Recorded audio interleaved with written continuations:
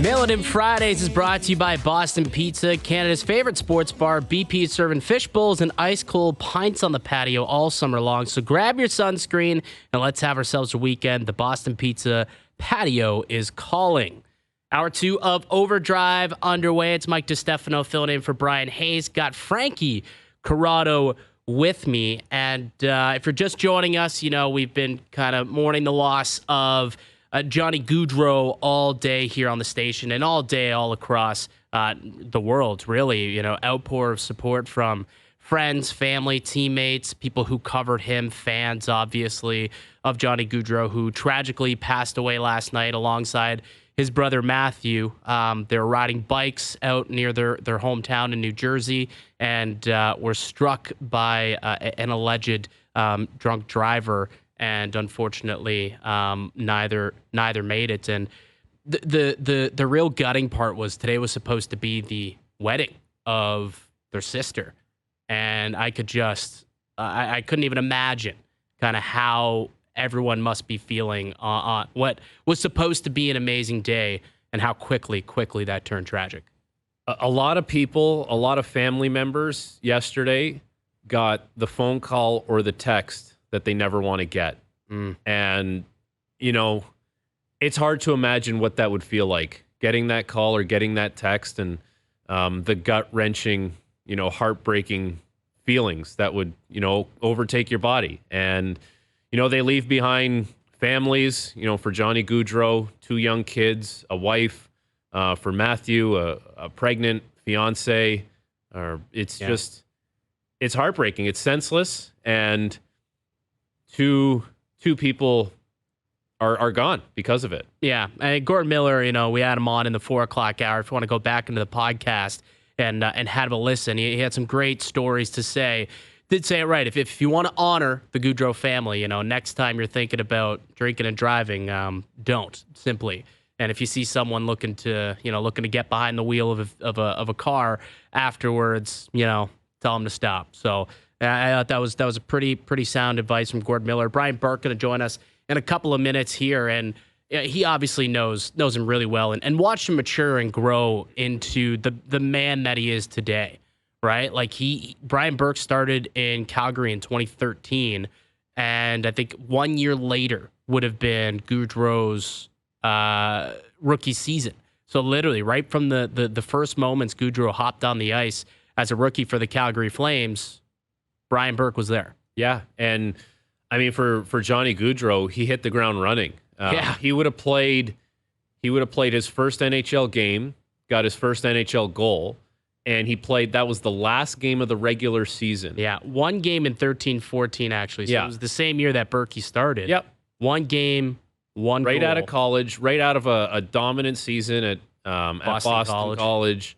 Wins the Hobey Baker, and he was dominant throughout his entire collegiate career. He had 80 points in his 3rd year. When we talk about legacy building, and it's something that I want to talk about with Berkey, and John Buchagras, actually, late programming change, he's going to join us a little later in the show, too. He college hockey he's historian. Mr. College Hockey. He's going to know everything about his career. 100%. And that's something that I always think about when I think about Johnny Gaudreau and his legacy, is he was almost like the first modern-day NCAA college hockey star. Like, I don't know if maybe I'm just a little too young, perhaps, but he's really the first person that I think of when I try to think, okay, who made college hockey, like a staple in the U.S. And I always think of Johnny Gaudreau. Well, it's just so all-American for Johnny Gaudreau, right? He played in the USHL. He played 3 years at Boston College. Won a Hobey Baker, represented the United States many times on the world stage, whether it's the World Juniors or the Men's Worlds. It's just, and his career speaks for itself. And, I'm sure a lot of people have done this and gone back and watched highlights of Johnny Gaudreau play. I'll always remember how skilled he was, how elusive he was, how slippery, the great shot, the great passing ability. But I'll always remember how competitive he was. Yeah. For him to be 5'9" and to do what he did, guys like that, they're not supposed to be able to dominate the way that he did. Yeah. He was a truly a special and unique talent, and he had a certain mindset, a certain competitive nature, and it's it's funny because you can have that killer instinct, and by all accounts, I didn't know him, but the most happy, kind of go-lucky guy, a joy to be around. But when it was time to play, it was time to play. And 6'1", 6'2", 6'3", Johnny Hockey was going to try and take the puck off you. He was going to try and win that battle. And to his credit, more often than not, he did. Well, someone who got to witness that on a nightly basis for 5 or 6 years, we got on the line now. It's Brian Burke, former Flames president of hockey operations, and he took to Twitter, much like everybody else, earlier today to pay his respects to Johnny Gaudreau. Says his heart goes out to the Gaudreau family after the tragic loss. We're showing it up here on TSN2 right now. Lucky enough to have Johnny with the Flames and USA Hockey, and couldn't be overstated what a joy it was for everyone involved to have Johnny Gaudreau on their team. So why don't we hear from the man himself, Brian Burke. How's it going, Brian? Thank you for joining us. Tough circumstances, obviously, so thank you so much for the time. Do we got you? Can you hear us, Brian? I got no sound here, boys. Maybe let's try and let's see if we can get him reconnected here, the boys in the TV, see if we can get the sound pumping through and get Brian on, because he's a perfect guest to get to talk about Gaudreau, right? Yep. Spent 6 years with the guy, watched him grow into the player that he is today. Yeah, and I mean, for fans and people who have watched, you get to see on the ice, you get to see the interviews, but you don't get a behind the curtains look the way someone like Berkey did. So I think he's got us now. Do you got us, Brian? Yes. How are you guys? We're doing okay. I mean, obviously, it's a really tough day in the hockey world. The tragic passing of Johnny Gaudreau and his brother Matthew. So thank you for taking the time to join us on a day like today. We posted your statement up on the television just a moment ago before you came on. You're someone who spent a long time with Johnny, and right when he came into the league, just tell us how you're feeling today and what Johnny Gaudreau meant to you. Well, it's a sad day. All the loss, when you lose a kid, it's a terrible thing, and you got to multiply that by 2 for the Gaudreau family. So it's an awful thing. Lots of real, Johnny has a new baby, or had a new baby. His brother Matthew was pregnant. They were pregnant. His sister's getting married tomorrow. So it couldn't have been a more tragic accident than it was. So our hearts go out to the family. We've heard a lot today how important family was to Johnny Gaudreau, Brian. I'm sure you had plenty of experiences with them. Just tell us a little bit about Johnny's family and how much family meant to him. Well, the family's very tight. The father, Mr. Gaudreau, I call him Mr. I know his name, but we call all the parents Mr. and Mrs. Mr. Gaudreau was quite a hockey player himself at Vermont. He's a small, exciting player like his son. And they grew up in a rink. He ran a rink in New Jersey. And Mr. Gaudreau was telling me one day at practice how he taught Johnny to skate. He got him interested in hockey by putting Skittles around the rink. So Mr. Gaudreau would skate 20 meters and put down a Skittle, skate 20 meters and put down a Skittle, and switch over to the other side. And Johnny would follow him, picking up the Skittles. That's one of the things he did to get interested in playing hockey, which is a very cute story for all of us who have had kids that play. But the family's very close. I remember when we were trying to negotiate Johnny's extension, the whole family came to the meeting.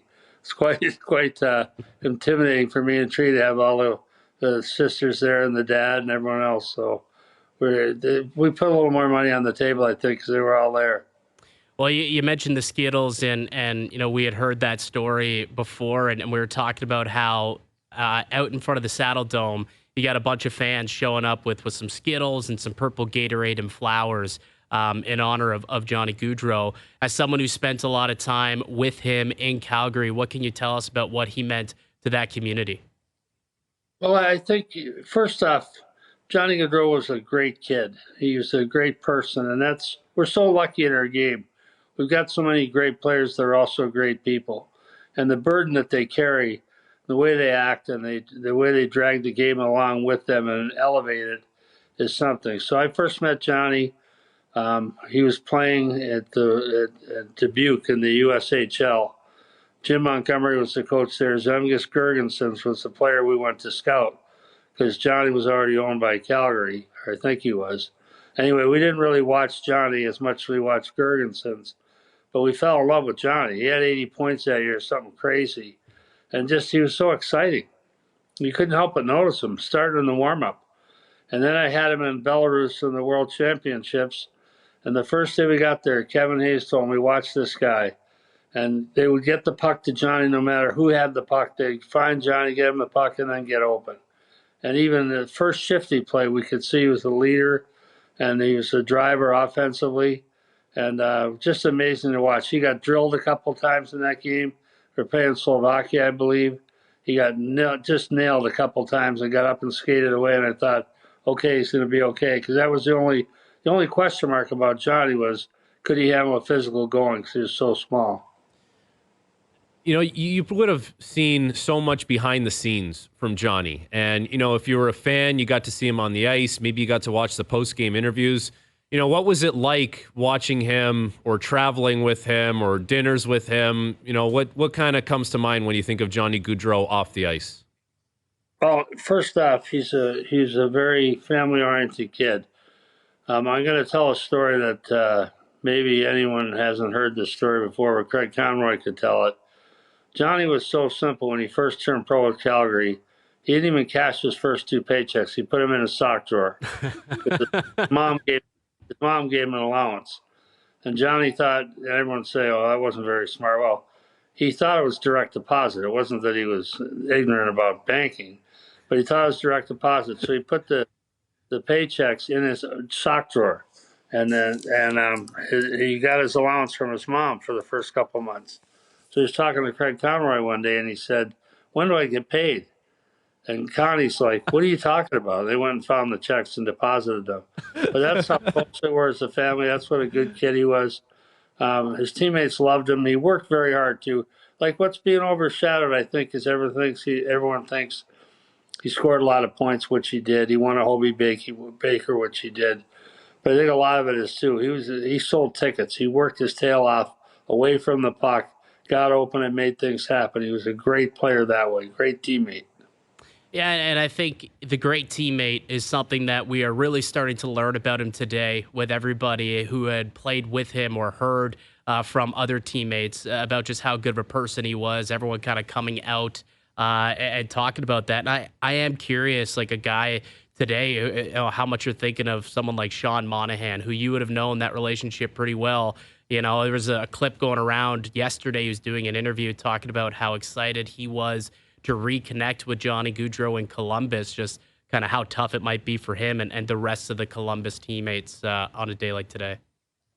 Well, I sent a text to Matt Stajan. I sent a text to Mark Giordano. I sent a text to Monty, just saying to them all, tough day, brother.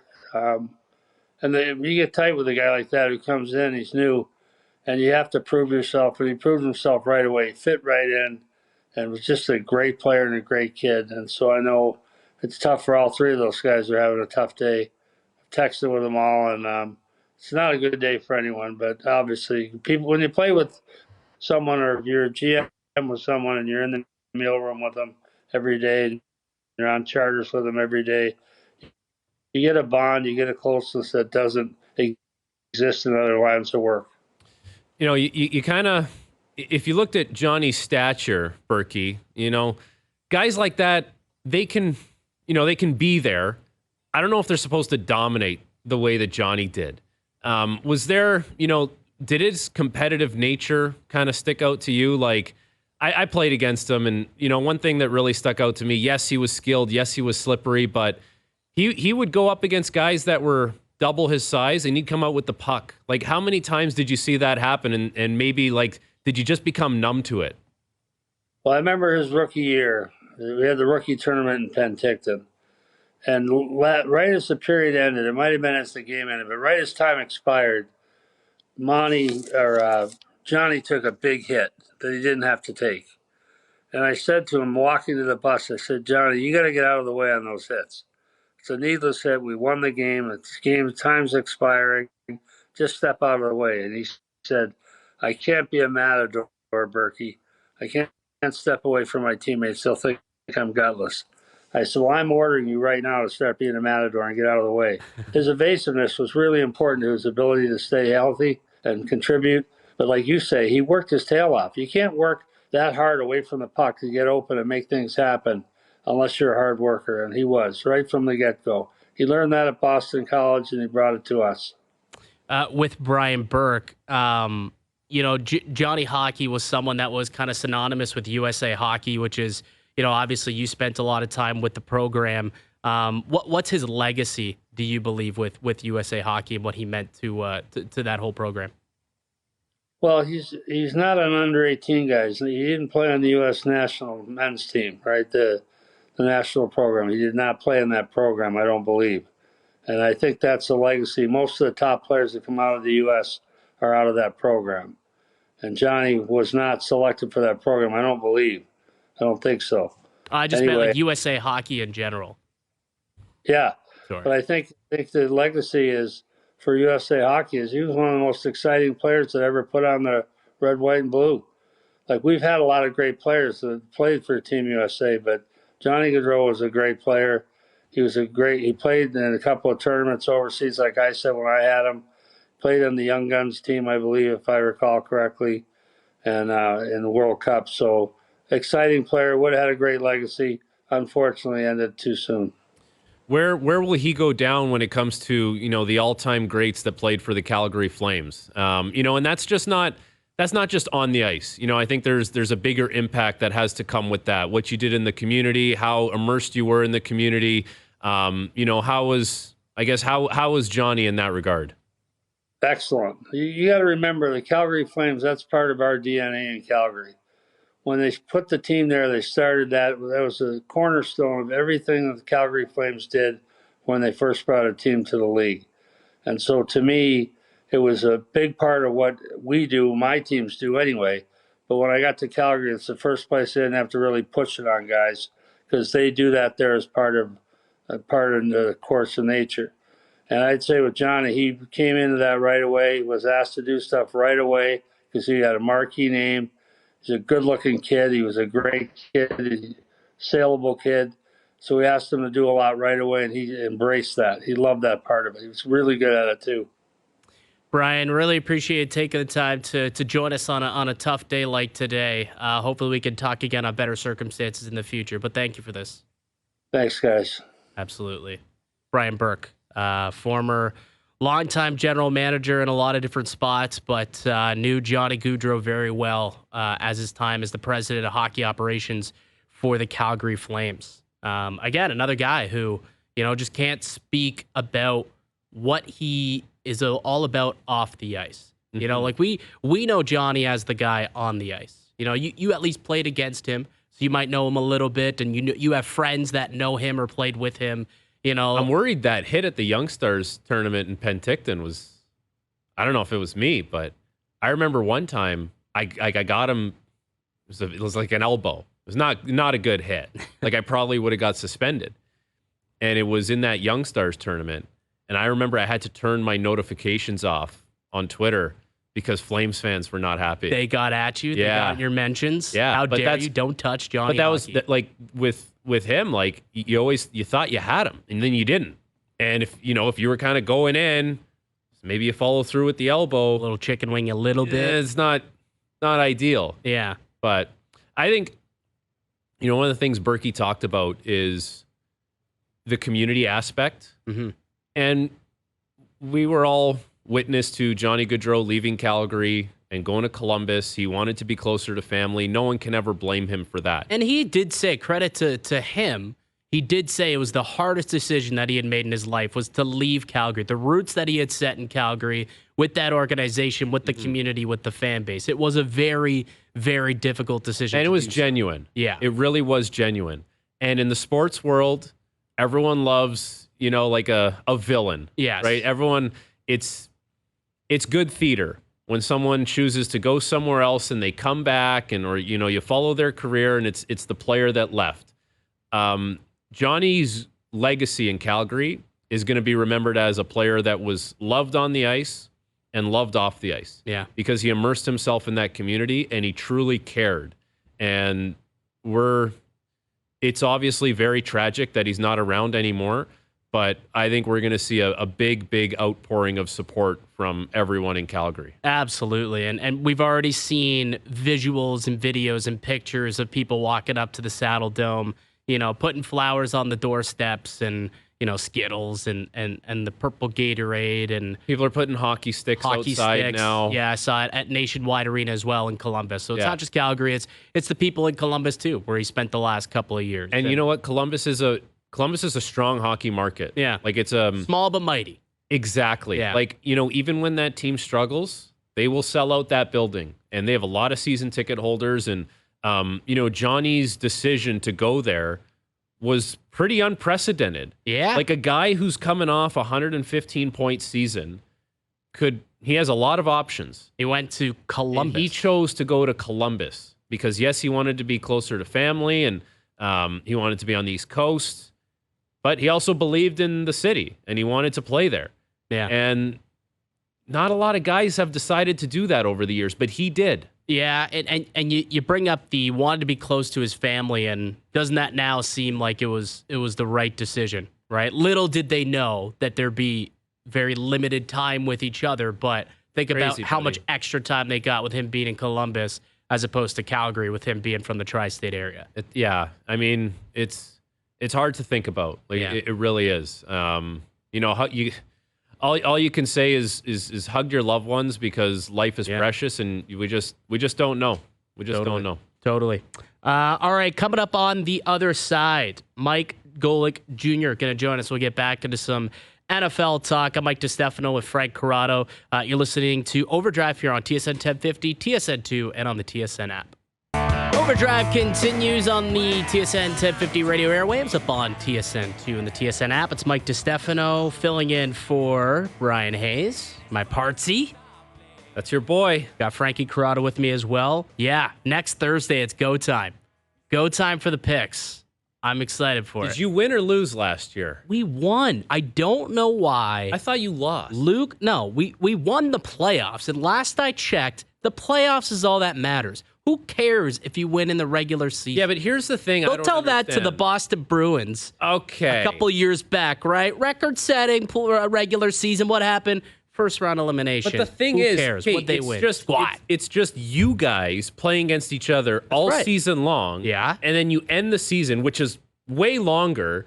And then you do the playoffs, which is way shorter, and then whoever wins the shorter part is the champions. I don't understand playoffs are more what do you mean? It should just carry through. How long is the NHL regular season? It's 82 games. Okay, how many games do you play maximum in an NHL playoffs? But you don't play against the same team for all 82, and then play against the same team in the playoffs. That's a loser's mentality. It's common sense. Hey, if you win in the championship, you win. It's the playoffs. So what you guys do from September to by winning January the regular means season, nothing. By winning the regular season, they got the choice of first pick for the playoffs every week.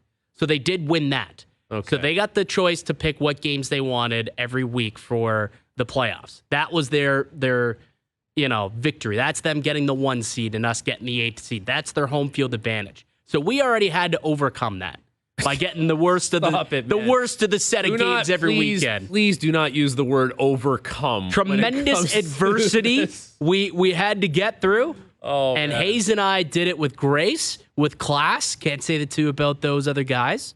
And we were champions. You're something else. Hey, listen. When you're out on the gridiron and the mental gridiron, that is the Overdrive football picks. All right. We are it. Why don't we use some of that tremendous information for later, and maybe we'll get your take on which left winger the Leafs should be targeting as we get closer to training camp. We'll do it later. You want that later? I want that later. Okay. I have not had your take on things. We'll do a little We'll do a mini Leafs lunch on Overdrive. We'll bring it back just for a little segment. I've got a couple names up in the top of my head. I know the way you operate. Well, also, here's the thing, too, and I don't want to get into it, but, like, Nick Robertson, he's got an opportunity there that he hasn't had before where there's a top 9 spot just sitting there waiting for him, and he wants out. Now, all of a sudden, it's like you finally get an opportunity to play with, Willie or Mitch or Matthews, Tavares. Okay, maybe Domi if you get on the third line, perhaps. But you've got an opportunity here, and now all of a sudden he wants out. Yeah. Make it make sense, Frankie. No, because that's your left winger. That's what I was like. I mean, I was saying that earlier in the week. Like, this is the best opportunity that he's ever had. He also needs to stay healthy. Like, there's a lot that goes into it. But anyways, we'll do a little Leafs talk. Yeah, that's one contract holdout. There's multiple other contracts holdouts in football. We had one end yesterday in Brandon Ayuk, but still a couple that are ongoing. Joining us now on the Maple Toyota hotline, Mike Golic Jr., former NFLer and co-host of GoJo and Golic. How's it going, Mike? Doing well. Appreciate you having me. Absolutely. We were just talking a little hockey about someone who's got a bit of a contract dispute as we, get into training camp. That's obviously was a massive storyline for the last few weeks within the NFL. One that did get solved, though, out in San Francisco with Brandon Ayuk inking a 4-year deal after what seemed to be a new report surfaced about how that was going to end seemingly every week throughout training camp. But 4 years, $120 million, 70 some odd guaranteed. What did you make of the deal, and did the Niners get it right to retain him and pay him all that money?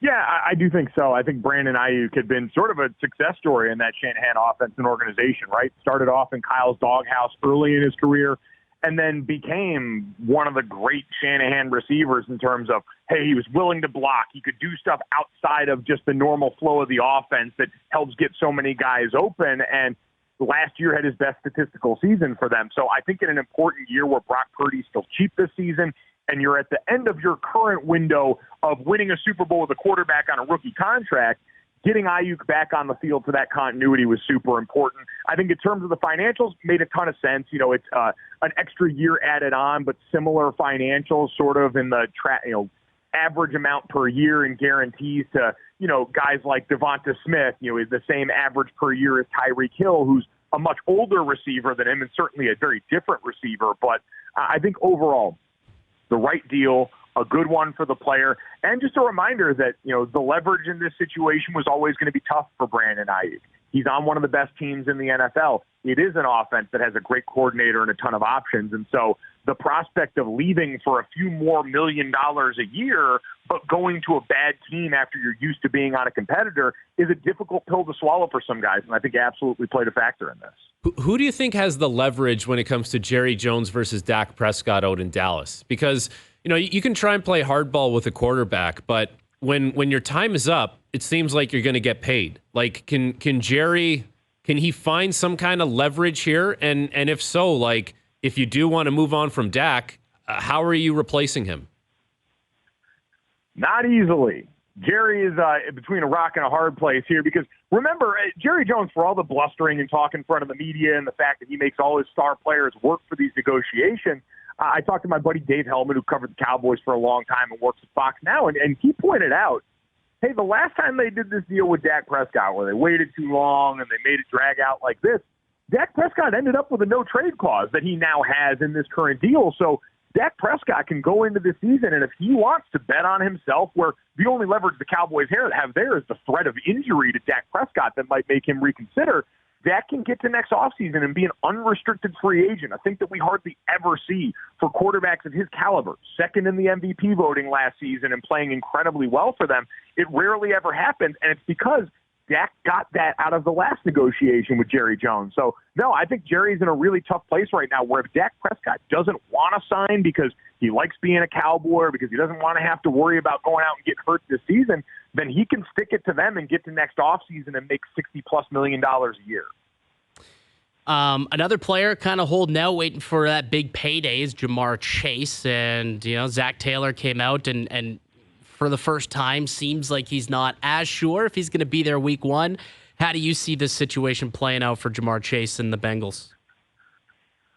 Not great right now. It sounds like there are real, worries about him being available for week one. Because you got to remember, Jamar Chase is on the, he has 2 years left on his deal. Not making a ton of money right now at this point in his rookie contract. And so for a guy who, like you said, this guy knows the money is going to be there. He's one of the best receivers in the NFL. He changes the math on the field for the Cincinnati team that has a great quarterback, but without Jamar Chase, doesn't really have someone to stretch the field. And so he knows he's going to get that money. So if he's got to sacrifice game checks on a contract that's playing him well under market value and what he's worth based on production, I feel like he might be comfortable with that. We saw Chris Jones sit out the first game last year to prove a point. And I think for Jamar Chase in Cincinnati, and I think for Trent Williams, the left tackle in San Francisco, you got two guys right now that are in good position where if they want to make their team really feel the hurt in important seasons, they both have the ability to do so. And then the leverage conversation gets really interesting because we usually assume players aren't going to miss out on the opportunity to get income in a sport where the injury rate over a long period is 100%. But it is a new day and age, and these two guys in particular are so important to their team and so underpaid relative to their production that I would believe anything is possible in terms of them sitting out real time. If you take a look at the Pittsburgh Steelers and, you go back to last year, how stagnant that offense was and, fans disgruntled about Matt Canada and how he wanted to run things as the offensive coordinator. Now you have a situation where Russell Wilson's going to be the starting quarterback. Justin Fields is the backup quarterback. Is this Mike Tomlin's toughest test as a head coach to kind of get the most out of this group offensively? Oh, no. That was the last couple of years. I mean, it's no disrespect. Kenny Pickett was a first-round draft pick, a really good college player, but just it wasn't working for him at the NFL level so far. And part of that is also coaching. So that combination of him and Matt Canada as the offensive coordinator was oil and water, unfortunately. And it led to a situation where last year when the Steelers finally got to a point late in the season where it was like Mason Rudolph who helped them go over 400 yards for the first time in a couple of years, they almost threw a parade. Mike Tomlin got through that. I've said over and over again, hey, if the defense stays healthy, I think there's no way the offense is worse than what we saw in the last couple of seasons. And so with Russell Wilson as a veteran who, Sean Payton got the best out of him we had gotten in a while last season in Denver, coming into an offense under Arthur Smith that is heavy play action, gets the quarterback on the move and all that, and can make use of Justin Fields' legs at certain points if they want to have packages for him. I do think that while, hey, you got some young pieces on that offensive line, a couple rookies that when fully healthy are probably in line to start, I still think that what we saw in the last couple of seasons was far more in terms of Mike Tomlin having to cobble it together than now. Mike Golic with us here on Overdrive. We saw the Patriots name their starting quarterback. There was a bit of a duel. I would say there was a good, healthy competition with Drake May, the third overall pick, and Jacoby Brissett. They elect to go with the veteran in Brissett over Drake May. Do you like that decision from Rob Mayo and the Pats? I don't really know what the right decision with this one was going to be, mostly because I just don't trust the line in front of either quarterback right now. And I think if the offensive line was a group that you could count on, across the board right now, starting Drake May doesn't seem like a bad idea. It seemed like really after the second preseason game, you heard and saw on tape a better performance from him in preseason 2 and preseason 3. You heard from practice he was gaining confidence, getting more used to that West Coast offense under Alex Van Pelt and starting to really look like the guy they drafted third overall. The problem is we've seen now and talked more about recently how important the environment is for these rookie quarterbacks. We saw it last year with Bryce Young and C.J. Stroud. One had an environment come together with great coaching, protection up front, and weapons that emerged in that offense, and the other was Bryce Young. And the season went to hell in a handbasket. He got hit a ton, and it's going to be a chore now for Dave Canales, his head coach, to go in and try and break some of the habits that I'm sure formed last year when Bryce is under duress and couldn't find receivers that were actually open on the field. And so there's a little bit more, I think, in the receiving core in New England right now, but you don't want to go and get your rookie quarterback beat up too much too soon. So I think sending Jacoby Brissett out as a veteran early is probably the better option, but I think at some point, listen, Drake May was really good at evading pressure and was under pressure a lot at North Carolina. He's used to that. I think he's going to be able to help this team at some point this season, and quite frankly, is going to have to. So Mike McDaniel gets a contract extension with the Dolphins. He's going to be there till 2028. The gentleman sitting across from me is famous for saying the Finns are frauds.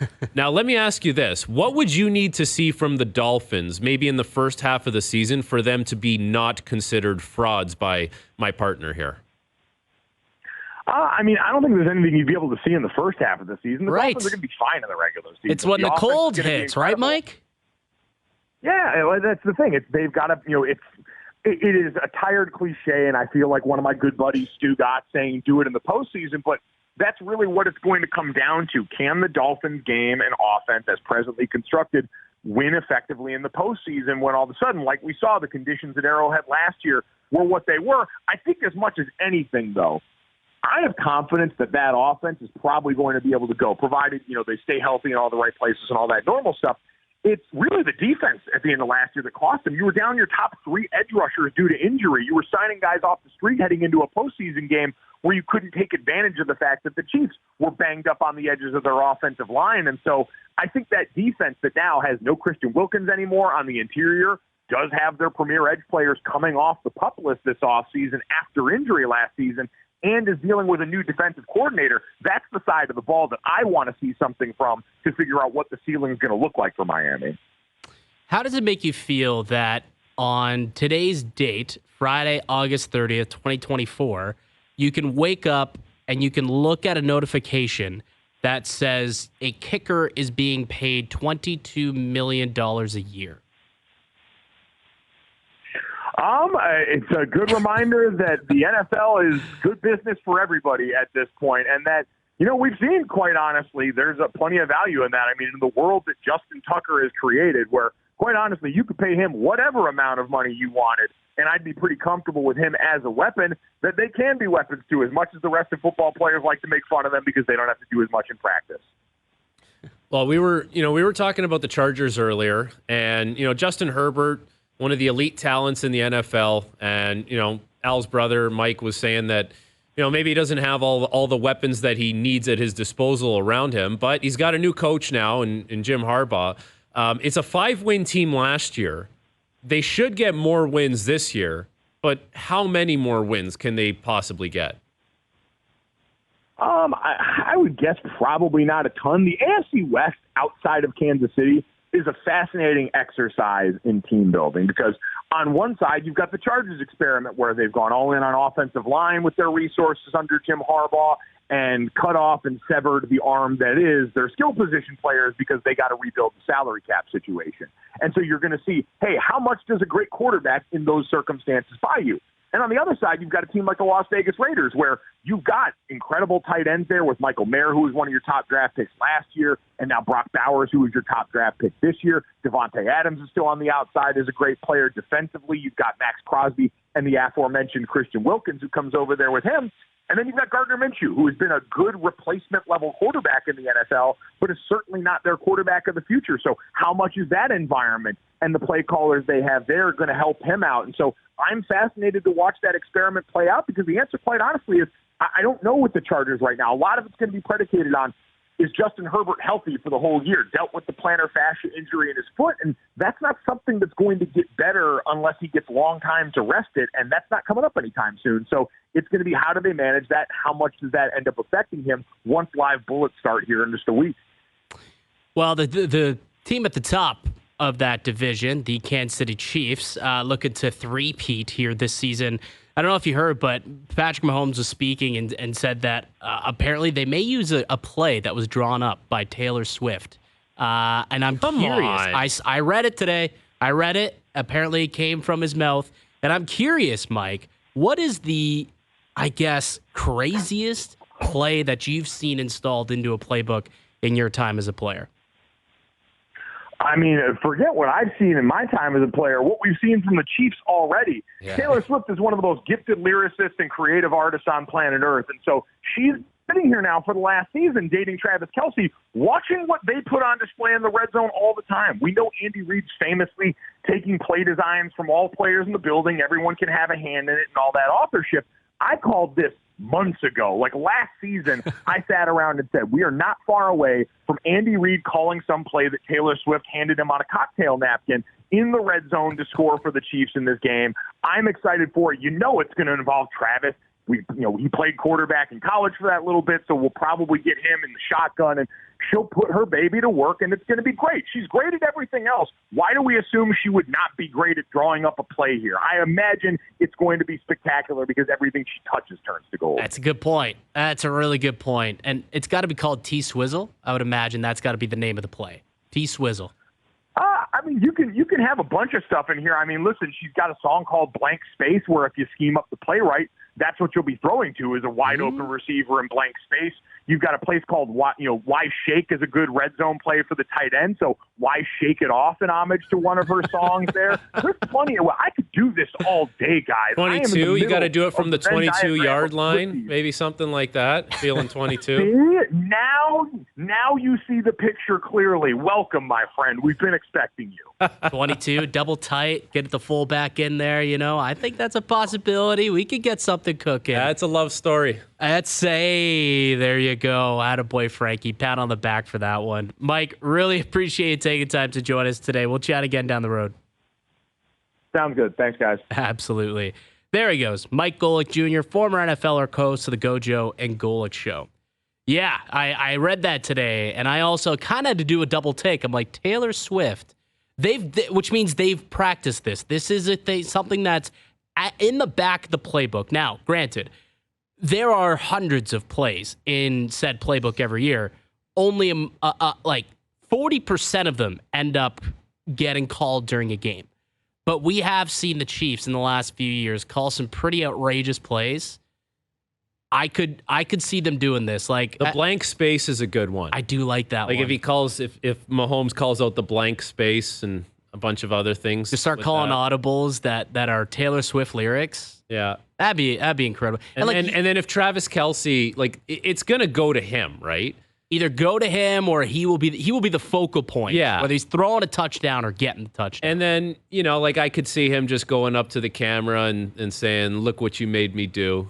There's another song. There you go, Frankie. You're just gonna drop song lyrics and puns. I don't know. Our girl again. Now we're throwing back to a little bit of Leafs lunch. Our girl Julia Teixeira, she might be listening. Yeah, she would have a billion lyrics to drop here. The shake it off. Here. I think the shake it off.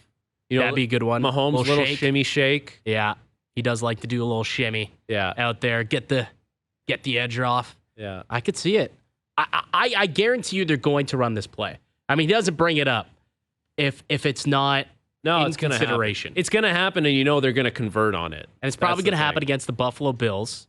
I think it's a Monday Night Football game. Sunday or Monday Night Football game they've got against the Buffalo Bills, and it's going to happen. I can almost guarantee that's the game. They'll kind of pull it out and have some fun early in a game. Or it'll be a complete blowout. And that's where they kind of get it done. That's what I think. We'll see. All right. Still got a couple of guests to join us on today's show. Salim Valji will join us from Calgary. Again, still mourning the death of Johnny Gaudreau and his brother Matthew from earlier today. He'll join us at 6:05 and get a perspective of how things are out in Calgary after the tragic passing. So we'll get to him at 6:05. John Buchagros at 6:30. I'm Mike Distefano and Frankie Corrado. You listen to Overdrive on TSN 1050, TSN 2, and on the TSN app. Well, Al's brother, there might be a blank space on the Leafs roster as far as a left winger. And, we were talking about Nick Robertson, and CJ was on First Up earlier this week talking about, his appetite for not playing for the Leafs. And then, so that kind of leads us to other left wing options out there. Max Pacioretty, JVR. Is there someone in your tremendous information findings that you would prefer? Yeah, I've taken a look. I've taken a peek, as I typically do around the hours of 1:30 to 3:30 in the morning. When you're wide awake? When I'm wide awake and I've got all that going on. You know how I operate. A couple names have kind of stuck out to me as dudes who maybe you could bring in on a PTO. You mentioned a couple of them right there. I mean, Max Pacioretty, I guess, would probably be kind of the top guy. But not over JVR. I would have had JVR. I guess JVR. Higher than Pacioretty. It's kind of a 1A, 1B in a way. What do you think about Mike Hoffman? Like, Hoffman's a guy not a guy who could play lower in the lineup. And that's what would scare me. Played with Berube, though. Like, he's got that familiarity with Craig Berube from their time in St. Louis. Yeah. That's why I thought of him. JVR last year was basically on the fourth line in Boston. Like, he wasn't playing high in the lineup. So I feel like he would be able to do it. And I guess Pacioretty at this point in his career would play that role. It scares me because he's had the two Achilles injuries. And it's just, you run a certain risk there. But yeah, Hoffman would be more of like a power play specialist type. Like, I don't know if it's a fit in Toronto. Blake Wheeler still kicking around. Like, is he playing this year? Well, he had a nasty injury last year. I was actually calling that game at MSG, and he got tangled up behind the net, and it was a nasty knee injury for him. So I don't know. Like, there's another guy where it's buyer beware when it comes to the injury stuff. Dominic Kubalik was the other name that I have kind of thought of. And in the past, I've liked Kubalik, so that was kind of the other name that I looked at and said, maybe. But the opportunity is there for Nick Robertson now more than ever. Honestly, that should be number one, no? Like, that's what the Leafs should want, is Robertson, figure it out, get him into camp, and play out the season and give him an opportunity. You can't force feed a guy to want an opportunity, though. He's going to want to have to take it, and that's up to him. Yeah. Hour 3 of Overdrive coming up next.